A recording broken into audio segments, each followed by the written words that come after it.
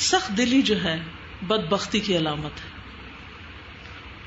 ابو ہریرہ رضی اللہ عنہ روایت کرتے ہیں کہ میں نے ابو القاسم صادق المصدوق صلی اللہ علیہ وسلم اس حجرے میں رہنے والے سے سنا. مسجد نبوی میں وہ یہ بات بتا رہے تھے اور آپ صلی اللہ علیہ وسلم جہاں دفن تھے، جو آپ کا حجرہ تھا حضرت عائشہ کی، اس کی طرف اشارہ کر رہے تھے.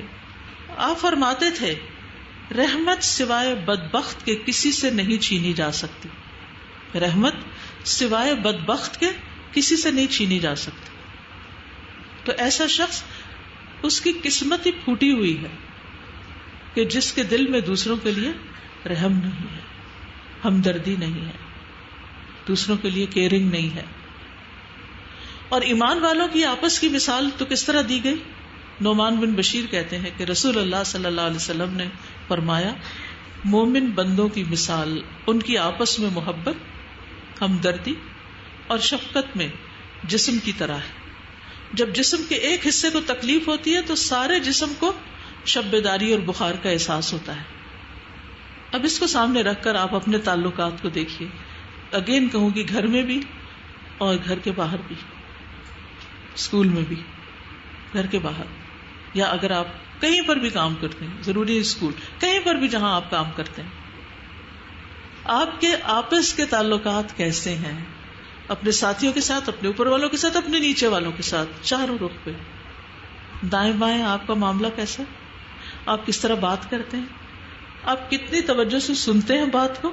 کیونکہ بعض اوقات یہ بھی سنگ دلی کی علامت ہوتی ہے. کوئی بول رہا ہوتا ہے تو ہم ادھر دیکھ رہے ہوتے ہیں. جبکہ نبی صلی اللہ علیہ وسلم کا طریقہ کیا تھا، سنت کیا تھی؟ جب کوئی ان سے بات کرتا تھا تو آپ اپنے پورے جسم کے ساتھ اس کی طرف مڑ جاتے تھے، اس کی طرف متوجہ ہو جاتے تھے. بہت سی خرابیاں یہاں سے جنم لیتی ہیں، ہم سنتے ہی نہیں، کسی کی سننا چاہتے ہی نہیں، کسی کو عذر قبول ہی نہیں کرتے، کسی کی مجبوری کو جاننے کی کوشش نہیں کرتے. تو مومنوں کی آپس کی مثال تو ایک جسم کی طرح ہے، یعنی ہر کوئی دوسرے کا خیال رکھنے والا ہوتا ہے. پھر اسی طرح نبی صلی اللہ علیہ وسلم نے فرمایا رحم کرنے والوں پر رحمان بھی رحم کرتا ہے. تم زمین والوں پر رحم کرو، آسمان والا تم پر رحم کرے گا. تم دوسروں کے حق میں مہربان ہو جاؤ، اللہ تعالیٰ کی مہربانیاں تم پر آئیں گی. اور اس چیز کو سامنے رکھ کر کانشیسلی مہربانی کے کچھ نہ کچھ کام ضرور کریں. انسانوں کے علاوہ ہم جانوروں پر بھی رحم کر سکتے ہیں. کراچی میں سیشن لے رہی تھی تو ایسے بیچ میں کمنٹس آنے لگے تو ایک خاتون کہنے لگی کہ میں ہر روز صبح بلیوں کو دودھ ڈالتی ہوں. میں نے کہا ہے اسٹے کیٹس ہوتی ہے نا، یعنی باہر گھومنے پھرنے والی، تو وہ فجر پڑتے ہی ان کا پہلا کام کیا ہے؟ وہ جا کے باہر دودھ ڈال کے آتی ہے. ادھر ادھر سے بلیاں اکٹھی ہو جاتی ہیں اور وہ دودھ پی کے چلی جاتی ہیں. میں نے کہا میں نے کبھی کیوں نہیں سوچا کہ میں دودھ ڈال کے آ جاؤں، کوئی بلی آئی جائے گی، ان کو خوشبو آ جاتی ہے، دور سے خوشبو آ جاتی. کچھ لوگوں کو میں نے دیکھا وہ باقاعدہ ہر روز پانی رکھتے ہیں پرندوں کے لیے. کچھ لوگ تو باقاعدہ، یہاں بھی کینیڈا میں بھی باقاعدہ وہ فوڈ خرید کے لاتے ہیں، پرندوں کی برڈ فوڈ جو ہوتی ہے، اور اس کو ہر روز ڈالتے ہیں. یہ کیا ہے؟ پرندوں سے کیا لینا دینا؟ اور وہ جو کھائیں پیئیں اڑ جائیں، مطلب کہ یہ رحمت ہے، یہ شفقت ہے، یہ اللہ کی خاطر کسی کا خیال رکھنا ہے. کہ کبھی جب بہت برف پڑ جاتی ہے نا، کچھ بھی نہیں بچتا، ہر چیز برف کے نیچے دب جاتی ہے. ویسے تو پرندے وغیرہ، کیڑے مکوڑے زمین میں سے کچھ نہ کچھ چن چنا کے کھا لیتے ہیں، کچھ پودے، لیکن سب کچھ ٹھنڈا ہو جاتا ہے. اسی طرح آپ نے دیکھا ہوگا یہ آوارہ پھرنے والی بلیاں اتنی کمزور ہوتی ہیں، اللہ کی پناہ، پتہ نہیں کتنے کتنے دن کو کوئی چوہا ہی نہیں ملتا ہوگا، کوئی ہڈیاں ہی نہیں ملتی ہوں گی. تو ہر ایک کے لیے مہربان ہونا. اگر کبے کو ہانپتے دیکھا یا کتے کو ہانپتے دیکھا، وہ ایک عورت کی بخشش کس بنا پہ ہو گئی تھی؟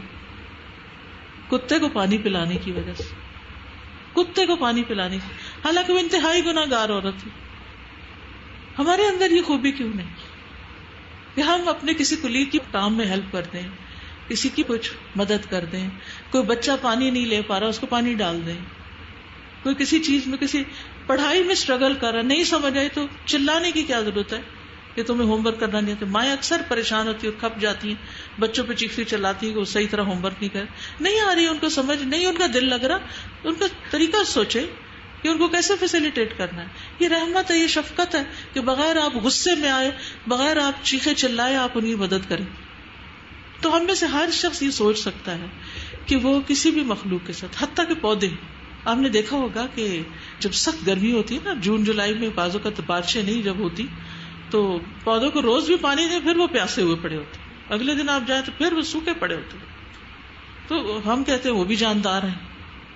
آپ تو سائنس میں یہی پڑھاتے ہیں کہ لیونگ ہے وہ بھی، تو ان پہ پانی ڈال دینا. غرض کسی کے ساتھ بھی، کسی کو اپنی تکلیف سے بچا لینا، کوئی تکلیف میں مبتلا ہے تو اس کی کیئر کرنا. یہ جو سلیکشن میں نے کی صحیح بخاری سے کی ہے، اور جب کورس میں نے شروع کیا تو امام بخاری کے حالات بھی میں نے پڑھائے. اس میں ان کا ایک واقعہ آتا ہے کہ کہیں جا رہے تھے تو راستے میں ایک ستون آیا، تو ان کے تیر سے ستون کو نقصان پہنچ گیا. تو انہوں نے ستون والے کو ڈھونڈا اور پھر جا کے اس سے معافی مانگی اور کسی کو پہلے کہلوا کے بھیجا اور کہا کہ اس کا نقصان جو ہے وہ پورا کر لیں، یعنی میں اس کا نقصان پورا کرنا چاہتا ہوں. اور باقاعدہ اس کی تلاش کی گئی کہ کون ہے اس کا مالک جس کو جا کر یا تو اس ستون کو بدلا جائے یا اس کی مرمت کی جائے یا اس کے پیسے دیے نہیں کہ دوسرے کا نقصان پورا کیا جائے. یہ بھی تو رحمت اور شفقت ہی ہے نا، دوسرے کے ساتھ مہربانی. یہاں میں دیکھتی ہوں روز کوئی نہ کوئی پودا ٹوٹا پڑا ہوتا ہے، توڑ کے بھاگ جاتے ہیں. ہماری اکثریت کا حال ہی ہے نا، ایکسیڈنٹ کر کے سڑک پہ چھوڑ کے بھاگ گئے. کوئی کسی کا شیشہ ٹوٹا وہیں بھاگ گئے، کوئی کنڈی ٹوٹ گئی، کچھ کوئی پردہ کھینچ کے ٹوٹ گیا بھاگ گئے، کوئی پتہ ہی نہ چلے چھپ گئے.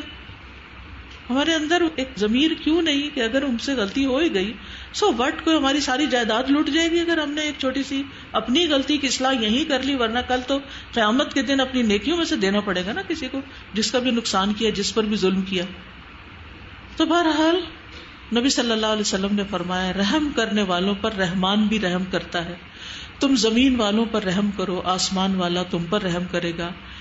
رحم بھی رحمان کی شاخ ہے، جس نے اس کو جوڑا اللہ بھی اس سے رشتہ جوڑ لیں گے، اور جو اس سے قطع کرے گا اللہ بھی اس سے قطع تعلق کر لیں گے. جو رحم کرے گا اللہ تعالیٰ اس سے تعلق رکھیں گے، اور جو اس سے کاٹے گا اللہ تعالیٰ اس کو اپنے سے دور کر دے گا.